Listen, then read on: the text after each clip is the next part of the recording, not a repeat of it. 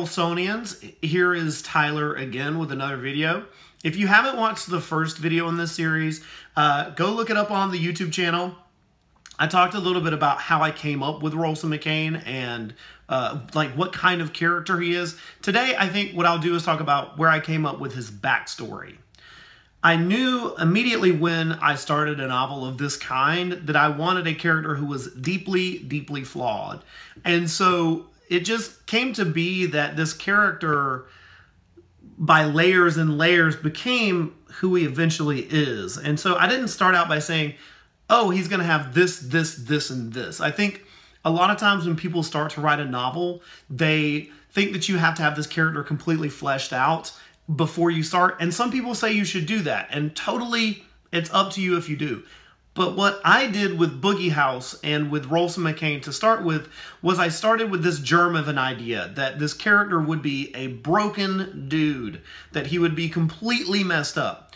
And I sort of added stuff onto it as I went along.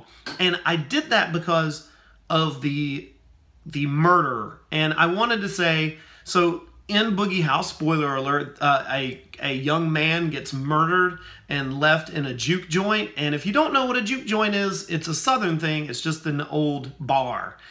And so I wanted for this character who was deeply flawed to have a reason and a motivation to actually solve this crime. And so I thought if this character had a really messed up backstory, this would kind of be his redemption. And so that's where the idea came from for sort of loading all this misery on him as a character.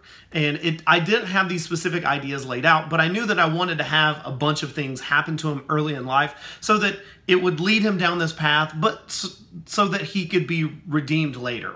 And so I thought that there had to be sort of a twist on race in his backstory. And so that's where I came up with the idea that, well, his mother was having an affair. His father was just not a closeted racist, but just a racist, and someone who he probably wasn't racist outwardly, but when he found that his wife was having an affair with an African American, that would bring up all these sorts of things that made him an evil, evil, drunken man. And so that's where I came up with the idea for that aspect of the plot.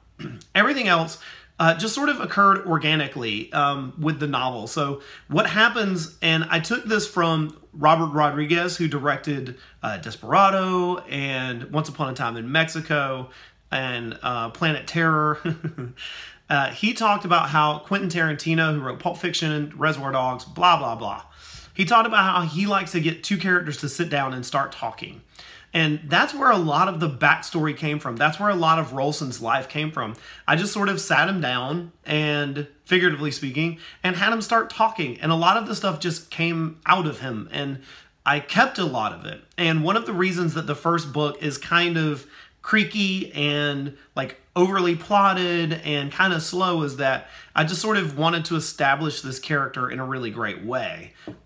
So that's really, if you're looking for a tip from this video, it's that if you want to build a character, sometimes it's best to just sit down and start writing that character. So if you want to have him fully fleshed out or her fully fleshed out before you start writing a book, then sit down and just start writing from that character's perspective.